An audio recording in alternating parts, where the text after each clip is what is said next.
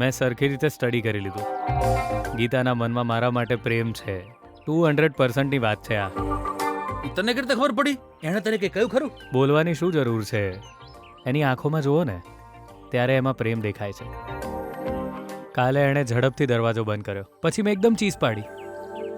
તો પછી એણે ઝડપથી દરવાજો ખોલ્યો અને મારી તરફ જોયું. એની આંખોમાં પ્રેમ હતો, લાગણી હતી. મેં એને કહ્યું કે તું જમવા નહીં આવે તો હું જમીશ જ નહીં. ત્યારે ખોટું બાનું કાઢીને મારી સાથે બેસીને જમી. એ પ્રેમ જ હતો ને. જો એને એટલો પ્રેમ છે તો પછી એ નફરત કરવાનું નાટક કેમ કરી રહી છે? કેમ કે હજુ સુધી પ્રેમનો ઇકરાર મેં સરખી રીતે નથી કર્યો. પ્રપોઝ સરખી રીતે નહીં કરું તો એ મને કેવી રીતે સ્વીકારશે? આ તું શું કહી રહ્યો છે યાર? પહેલા દિવસે તો તે બધાની સામે આઈ લવ યુ કહ્યું હતું, તો હવે કેવી રીતે પ્રપોઝ કરીશ? હે, આ શું બોલી રહ્યો છે? પ્રેમ એ સ્વતંત્રતા દિવસનું ભાષણ તો છે નહીં ને કે ઊભા ઊભા સાંભળી લીધું. આ તો મનની વાત છે, જે એના મન સુધી પહોંચવી જોઈએ. એવું થયું નહીં કારણ કે એ દિવસની સિચ્યુએશન ઓડ હતી. મેં એના કુર્તાની ઝીપ બંધ કરી. એણે લાફો માર્યો, મેં સોરી કીધું. મેં તો આગળ પાછળ કંઈ જોયા વિના આઈ લવ યુ કહી દીધું.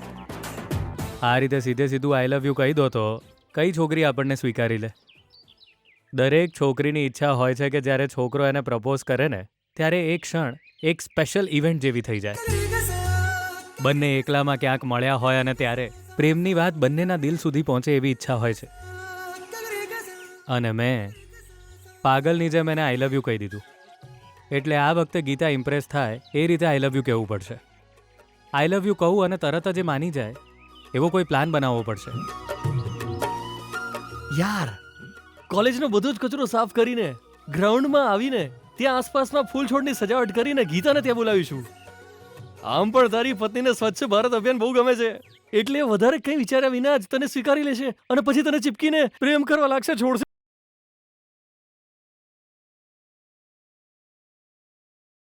કેવો લાગ્યો આઈડિયા? આવ કચરા જેવો છે ભાઈ તારો પ્લાન.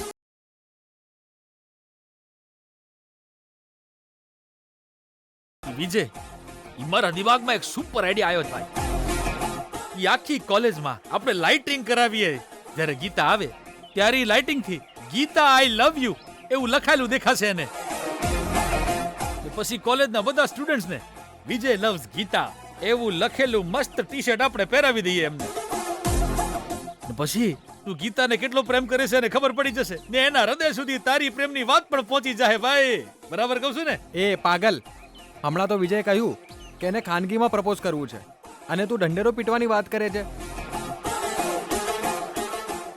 મારી પત્ની બહુ સીધી છે, સાદી છે. એને આ ઝગમગ જરાય પસંદ નથી. કંઈ થોટફુલ લાગવું જોઈએ, ખાલી દેખાડો ના લાગવો જોઈએ. એટલે એવું કંઈક વિચારો. યાર, મારી પાસે એક માસ્ટર પ્લાન છે. તું છે ને ગીતાને રિવરફ્રન્ટ પર બોલાવ અને તું ત્યાં ઘોડા પર એન્ટ્રી માર. ત્યારે અમે લોકો ત્યાં મસ્ત મ્યુઝિક વગાડીશું અને તું તારા મનની વાત કહી દેજે. એ ફિલ્મી સીન ક્રિએટ નથી કરવાનો. એ બોગસ આઈડિયા છે. વિજય, મારો આઈડિયા સાંભળ. હેલિકોપ્ટરથી ગીતા પર ફૂલોનો વરસાદ કરીએ. આમ પણ ગીતાને ફૂલ બહુ ગમે છે ને, એ પાક્કું તારો પ્રેમ એક્સેપ્ટ કરશે. ટ્રાય કરીને જો. પણ ફૂલોને જમીન પર પડતા જોઈને એને નહીં ગમે. એ ભાઈ વિજય, એ અમારો તો એક પણ આઈડિયા તને પસંદ ના જ આવ્યો ને તો હવે તું જ બોલ, બીજું શું કરીએ? તમારે લોકોએ ટેન્શન લેવાની જરૂર નથી. હું છું ને.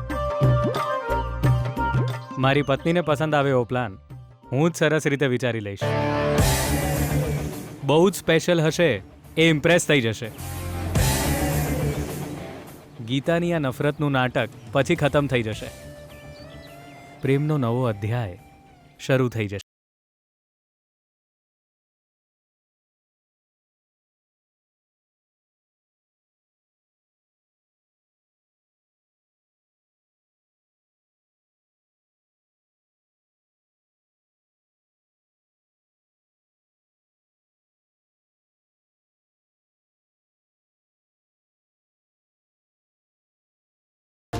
ગીતા, બિચારો તને જ બોલાવી રહ્યો છે, ઊભી રહી જાને.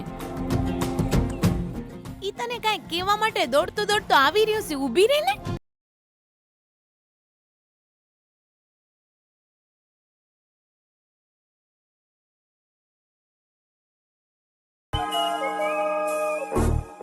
સોરી ગીતા, તું ઊભી ના રહી ને એટલે મારે તને મોટેથી બૂમ પાડવી પડી. ઠીક છે, બોલ શું વાત છે? ગીતા, આજે રાત્રે સિગ્નલ પાસે જે મંદિર છે ત્યાં મળીશ મને?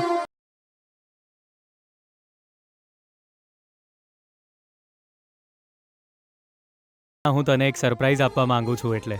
ના.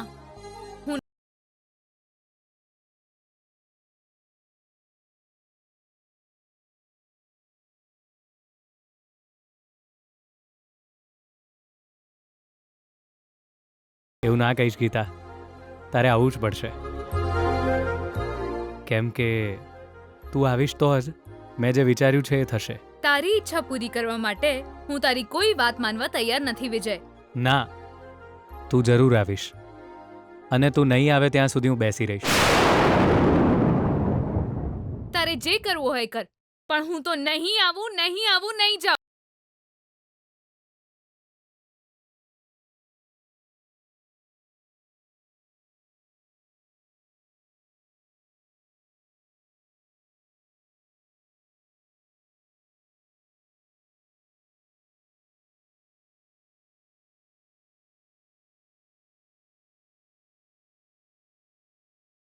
તું આવીશ, આવીશ, આવીશ. તું જરૂર આવીશ ગીતા, કેમ કે આજે તારો આ પતિ તને પ્રપોઝ કરશે.